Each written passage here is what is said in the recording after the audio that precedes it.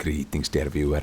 Exactly 21 days ago, I started playing Jax. Now, in this video, I want to teach you some of the things that I have learned on this journey. First of all, Jax is a very good champion. Divine Sunderer is a very good item, and Flash E is a good combination of abilities to catch enemy ADCs off guard. If you're not in range of the opponent, try placing a ward and leap striking on top of it to hit your counter-strike. And when in doubt, just make sure to spam Counter-Strike, because this ability is one of the most broken abilities in the entire game. And also, did I mention that Divine Sunderer is completely broken? Now, this is a nice quadra kill, but it's not gonna guarantee us the game, alright? By any means. Now I jump onto Azir here, he does a good flash, but then his soldiers are in the wrong place, so I R-flash on top of him, so that he can't output DPS onto me. Now here I use my Quicksilver Dawn to cleanse a slow, I think. I'm pretty sure it didn't cleanse anything, but maybe it cleansed a slow. And now the situation's looking rough, right? There's 4 opponents, there's 1 Jax, but it's a Jax with a Divine Sunderer, so there's always some room for, outplays and stuff. So the Nasus goes in, I do a little tap on him, and then I do a little tap on the Misfortune, and then I do a little counter-strike and a tap on the Bud. And then we jump onto the Zac, and this guy's pretty tanky, so he's gonna need a couple of taps, and then we're gonna kill him. Unfortunately, I think we managed to lose this game, but I want to describe what I have waiting for you in this video. Next up, we are gonna have a poem in iambic pentameter, then we are gonna have a game show, and then we are gonna have a montage, and then we are gonna have a full gameplay commentary. So please enjoy. And now I proudly present the Grandmaster versus the Unforgotten. First play, the stage is set, the dance begins. Yon, the Unforgotten, the wave he teens. Jax, the Grandmaster, seeks to intervene. Leap striking, empowering, a gambit keen. But Yon with grace recalls in swift retreat. Jax unaware tastes defeat so sweet. A fatal error, counter-strike deployed. Jax's fate sealed, the Yon left overjoyed. Second play, a duel of fates begun. Yon and Jax beneath the summoner's sun. Nocturne, the shadow, disrupts the rhyme. A valiant effort, Jax falls in due time. Third play, a clash of champions renewed. Yon and Jax, their destinies pursued. Fate sealed, the blade that Yon commands. Jax, the tactician, leaps with nimble hands. In the matrix, time itself does slow. Leap striking minions, evading the blow. From the bush, the duel resumes in strife. Both warriors succumb, ending in shared life.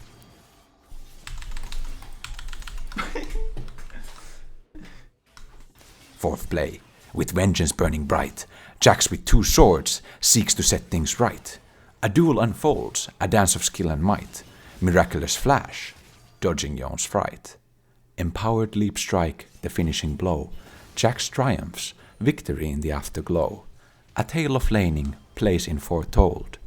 In iambic pentameter, their story's told. Dear viewer, welcome to another episode of How Did Petu Screw Up the Wave, your favorite game show hosted by yours truly, xPetu. At your display we have a Jax vs Rumble early laning phase, during which I commit a cardinal wave management sin. Your task is to find this wave management sin, so that you can avoid doing it in your own games. In order to challenge your task a little bit, I will now read the entire ability description of Jax E Counter-Strike. Active, Jax enters Evasion for 2 seconds, a defensive stance that causes him to dodge all incoming non-turret basic attacks and take 25% reduced damage from all area of effect abilities from champions. Counter-Strike can be recast after 1 second and does so automatically after the duration. Recast, Jax deals magic damage to nearby enemies, with the total damage increased by 20% for each attack dodged, up to 100% increase, and stuns them for 1 second. Was that distracting enough? Did you notice the wave management mistake? We will now go back and reveal the correct answer, so please lock in your answers now. And that's right, ladies and gentlemen, after performing a fantastic trade on the opponent and drawing minion aggro, which causes the wave to shove out, I do not hard shove the wave by constantly auto-attacking, but I slow push the wave. which causes the minions to be left outside of Rumble's tower range without hitting the tower, which means that Rumble can set up a freeze and poke me, and I cannot retaliate. That's all the time we have today, folks, and next up we're gonna have a little short Jax montage for you guys.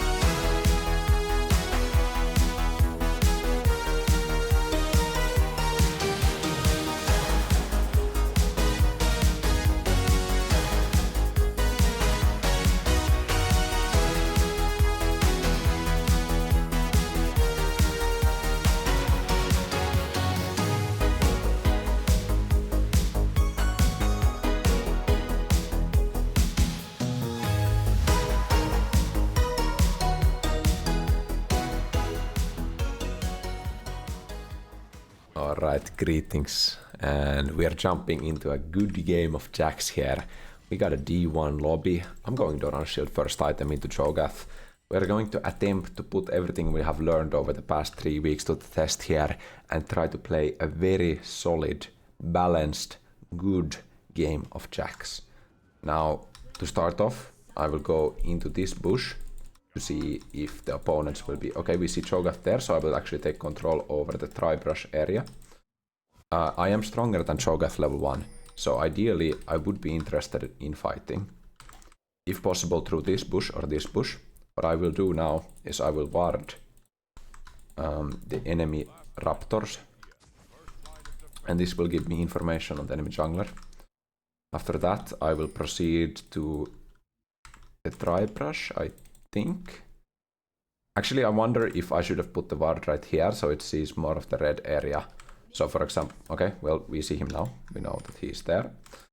Now, if Cho'Gath leashes, he should walk through here, or then he's gonna take the longer route, but he's still going to be within my range. Now, what I usually think about here is where I should position myself for the vision. So if I want to see this way as far as possible, I'll go here, obviously. But if I go into this corner, this gives me more time to react to Cho'Gath if he comes through the top side there. So for example, in this position, I see as much as possible. And it's okay because I don't actually need the, information on Cho'Gath here as much as I do it here. And also I like to be close to the minions. Well, now, don't open up with E, just hit patiently, and then when he does his first auto attack, that's when you E. And no, don't give him the grass proc, don't give him the E proc. We already won that trade. Okay, so we're happy, we're gonna wait out his E, and then we're gonna go for more, okay? We can go for a grass proc here with my E. Extend the trade, probably force a flash. Nice, we got a flash. That's 214. Does he have... No, he doesn't have summoners, so that will be 714. Okay. Let's slow push this wave and hard shove the next wave, okay? Because we are strong. We can crash on this cannon wave. That's a good Q by him. He could be ganking top, but I think with this wave I will be fine, actually. I'll get the wave crashed in. I'm happy about it. He cannot freeze that, right? Yeah, if I just walk up like that, he can't freeze it. So here I have a little bit of time. Now I could have gone for a recall. I'm actually staying, like he took a lot of damage from the minions. I don't hate this. This will eventually slow push towards me. I have to be careful topside. I don't have my ward right. Okay, we see Jarvan bot. Now we can do stuff.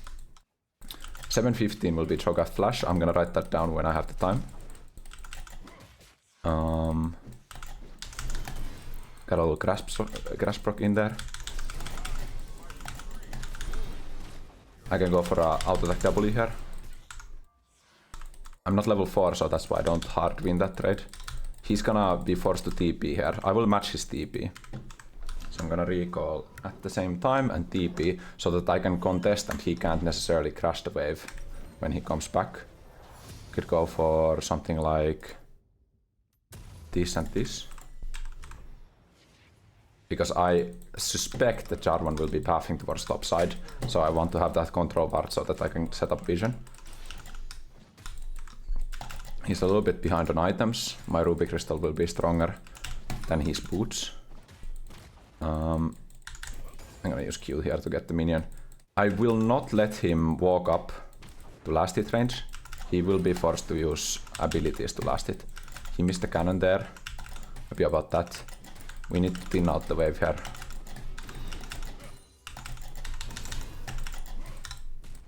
That's fine. We wanna kill the cannon minion because it's gonna be more difficult to watch out for his Q again. Ah, I was at the same time trying to watch out for his Q and getting the cannon minion. So I ended up losing it. This is fine even though I'm taking a lot of minion damage. But I force him out of life. I still have 2 cookies left. So my sustain should be fine. If Cho'Gath is not last hitting, remember, he doesn't have as much sustain because his feast passive gives him the sustain. It's not called feast, is it? I don't remember. Feast is his ultimate. It's called something else. Cho'Gath's Q has only a 6-second cooldown. I think it's flat. Yeah, so he's able to spam it quite easily. But we are really happy about this wave state. Like, if he's forced to only use abilities, and that's the only way he gets farm, I'm not upset about that at all. I'm gonna path this way, he doesn't have the range to kill me here. I want to play for plant here, okay? So at 6:30 we know there will be a honey fruit plant in the river. So if I have lane control at that time, that means I can also get that honey fruit and then I don't need to reset. So ideally what we do now is we slow push the wave, although he probably recalled here. So we see Jarvan mid lane. Okay, they're fine. He's gonna lose a cannon here if he doesn't Q. No, he was back for sure. Right, I have all 3 biscuits. I need to be a little bit careful when he comes back because he's gonna have slight item advantage, right? But if we just don't blunder completely after getting our reset, we should be really far ahead. So I will now play for slow push, I think, because I want to get a reset off at some point. I'm gonna Q if he Qs me.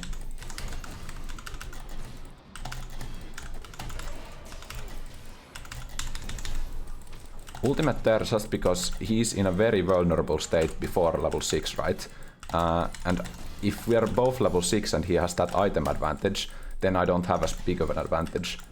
But by doing this, I can maybe get a plating, probably kill him actually. I'm gonna maintain grab stack. Yes, we maintain grab stack by hitting the tower and then we can kill him. I'm not going to touch this wave because Jarvan can kill me otherwise. On our recall we will look to purchase... You know what we could do? We could purchase Merc Threads here. I know it seems a little bit silly, but this is gonna guarantee that I won't die to him. I don't need to buy another control part. Now, I feel like I'm making a mistake. Like, I'm pretty sure every Jax player would purchase SHEN here. But my rationale here is that the only way I lose this lane anymore is if I get silenced and basically comboed to death by Jarvan and Cho'Gath, right? And if I have these 2 items, they're gonna give me a lot of tankiness. So yeah, I won't have as much, you know, kill threat on the Cho'Gath, but at least I have a way to guarantee that I'm not losing the lane. In a sense that I'm... I mean, I'm getting experience here, so...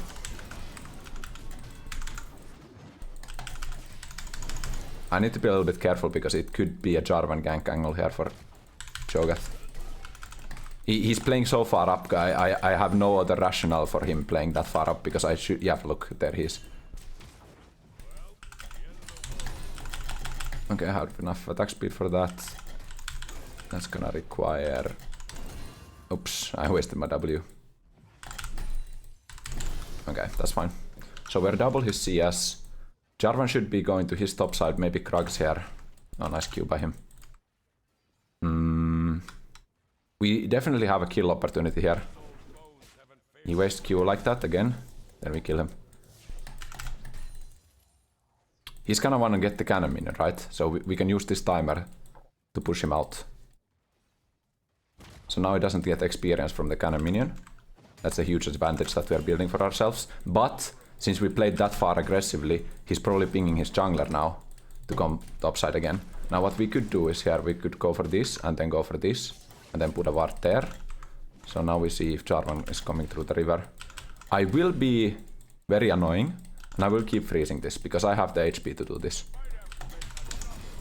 So I'm gonna go back in this bush, it's gonna reset because he doesn't have a ward. Now we know that there's not a ward in the river bush.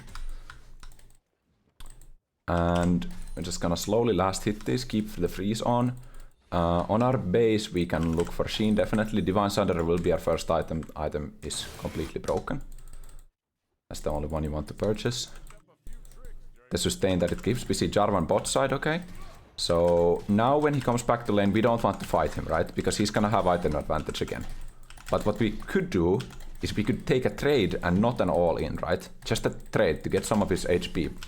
And then we can look to TP, get our item advantage on the back. And then probably take some platings. We still want to play for platings, I believe, because I feel like if I have such an advantage and I don't get any platings, and I move back here to dodge the Q, I have played the lane wrong, right? If I don't get any platings in this matchup. He uses his feast, so that prompts me to go all in. We know he doesn't have feast, so how is he gonna kill me? He's dead. Then we're gonna just push the wave in. Okay, perfect, and recall. We can get SHEN and 2 long swords if we sell biscuit. Is it worth to sell biscuit? Yes, it is. Okay, and we don't even need to TP necessarily. Sorry, I went out a little bit. I want that HP. Because it seems he's gonna touch the wave. Yeah, okay. He touches the wave. So if I TP, I would only get 2 minions more. I think I'm gonna lose these melee minions. Maybe actually get the experience of them. Maybe I don't lose any experience. That will be huge. Yeah, I actually get both of them. Use SHEN to last hit that one. He's gonna be in the bush. Now what we could do is we could ward that bush if we had a ward. I'm gonna take a short trade there. And on my next Q, I'm gonna go for a more extended trade. We have 15 seconds on ultimate. This ward is also good because now we know he's gonna Q for the cannon minion. But because we have the ward, we can do this, right? And Jarvan is bot side, so we should be able to kill here. If we Q ultimate W. And then E to block some minion damage. Look, if you're missing experience, we're just gonna walk there because the experience is more important than fastly pushing the wave. Jarvan is still bot side. Remember, we still have TP. So now we want to finish Divine Sunderer, which by all logic would be 1100 gold. I don't know if he used TP last time, so we can get platings now. It's 12 minutes, good. If we get 2 platings, we can sell Doran's shield. I'm gonna use E here to clear the minion wave.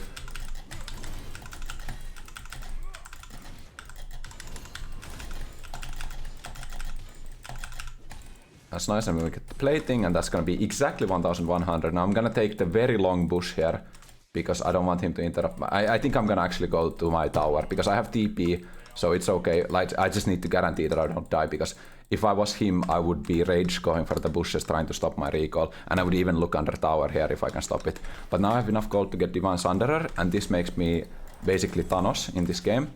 We're just gonna wait to get our mana back, and now TP, so that the wave doesn't crash.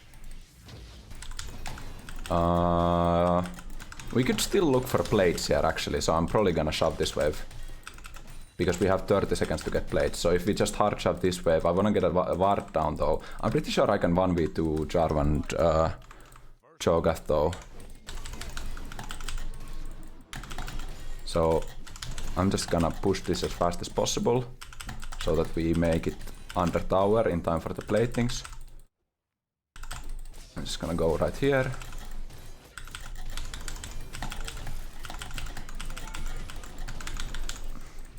Now we see Jarvan topside. Our ward gives that information. We're just gonna play back a little bit. We have a honey fruit that we can go to. But if I go right now, I would miss some experience probably. So I'm gonna take the wave and after that go. But I don't wanna queue on the opponent here because we know that Jarvan is still probably hovering topside. So the most we can do is maybe go for a little cheeky Divine Sunderer proc there. But after that, we're just gonna go get the honey fruit because we have some time. Wave is here, so wave is here. I'm gonna jump on the honey fruit here. It's okay because we don't have mana problems. We're just gonna conserve some time by doing this. Do we need to catch mid wave? Azir will make it in time. Okay, it's fine. We could also ward Rift Herald here because if I was Jarvan, I would maybe. I mean, it's an Infernal Drake, but I'm not gonna kill him here, but I'm just gonna force him out of lane.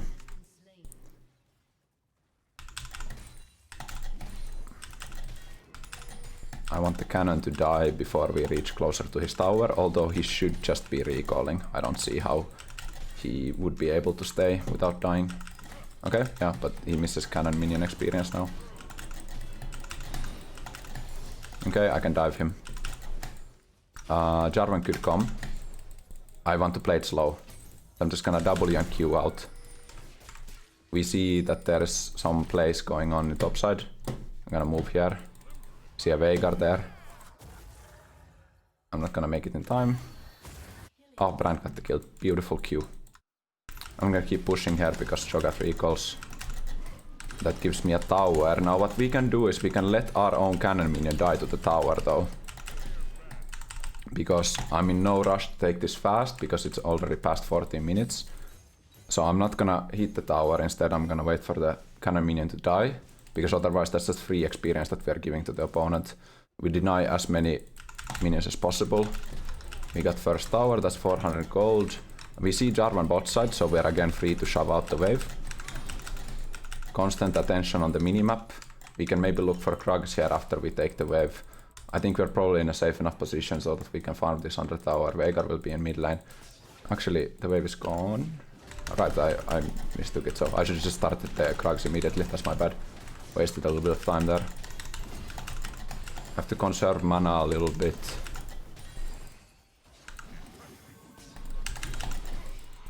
Now we don't want to fight this, we're gonna sidestep the Q. I don't have a ward, so and he has a feast, so we want to be a little bit careful here. It's fine, I have Q still. I have unleashed teleport, so yeah, I'm fine to give up this. And just stop that. If he flashes, I will W alt attack to heal. That's fine. He lost cannon minion for that play. Think about the item choices here. We could go Botork, but that's gonna make me relatively squishy. So actually, I would probably go for something like Hull Breaker, if that makes sense. Or Spear of Shojin. We could probably just go Spear of Shojin. Let's do that. Double control ward. Jarvan's doing well on the bot side. I mean, not Jarvan, but Brand. Sorry, mixed up the junglers here a little bit. Whole team is doing exceptionally well. What is our objective now? It will be 2 minutes until Baron. We have 1-1 on Drakes. This is warded, by the way. I will clear it.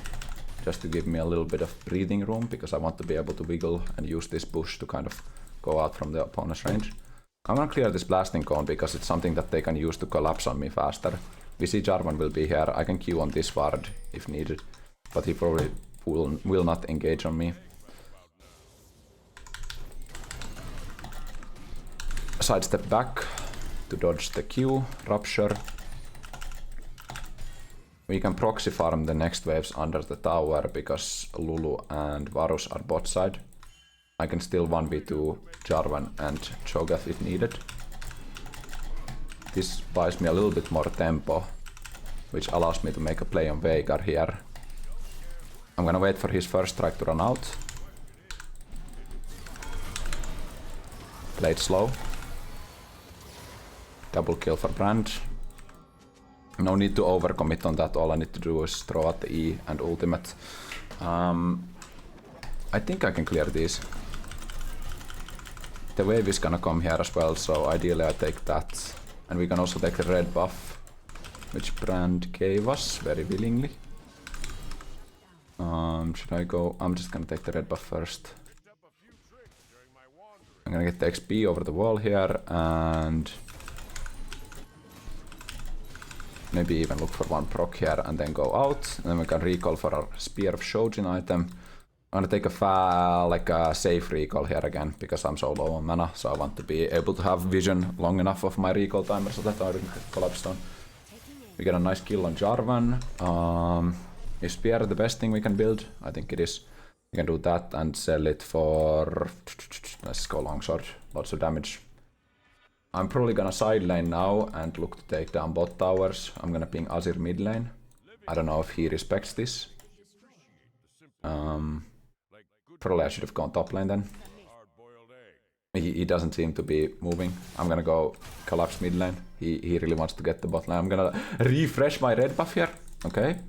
Mid lane is fighting. I can collapse on this. They got a double kill. I have a flash ultimate. Should I go on Lulu or Varus? I'll go on Lulu.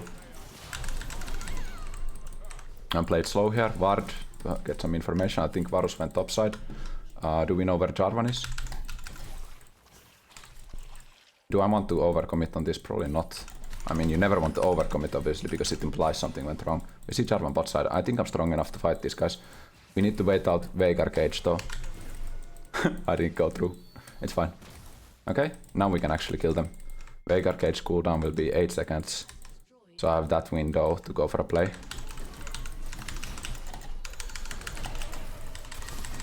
8 seconds my ass.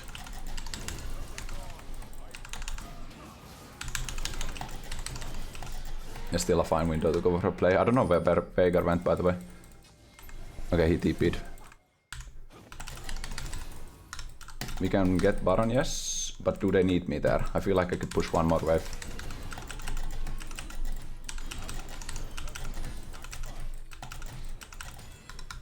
You want me to come? I'll come. I'll come. It's okay. It's gone already. Don't need to. I can get the Krugs. Yeah. I had a feeling they got it with me, but then when they pinged assistance and pinged on me, I felt like, okay, maybe I need to come for team morale. I'm gonna back off here a little bit. Get these with E. I would probably go for magic resist. Veigar is there. I can take another wave here.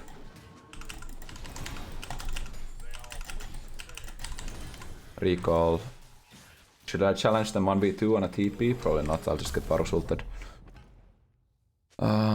Think about this a little bit. I think this item is completely busted and maybe people don't realize it. But I think Spear of Shojin is such a good item. Oh, sorry, not Spear of Shojin.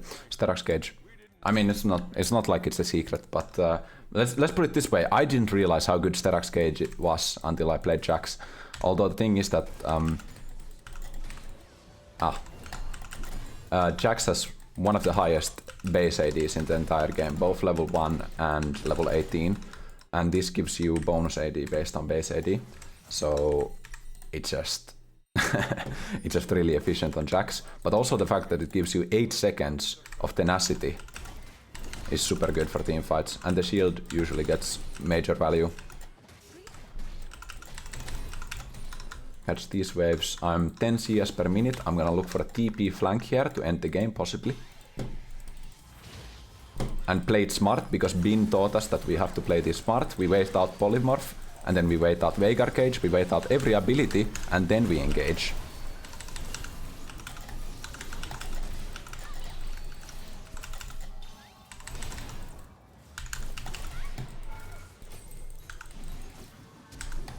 Got Veigar Flash. it's just very, very much easier to play that patiently, because if I just directly jump in, which I have been doing in a lot of games, I'm just gonna dodge these. Well played by Veigar. Dodge those. Maybe look for end. Jarvan is there. I have Demolish.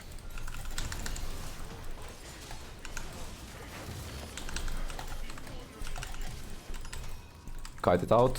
Go for the end. Good flash hit. Okay, I'm gonna control ward here to maybe... And then E when Varus comes. Yes! 504, 10 CS per minute, 0 deaths. That's a clean Jax game. Okay, lesson learned. Play it patient, and we can have some fun. Thanks for watching my Jax journey. We'll continue later.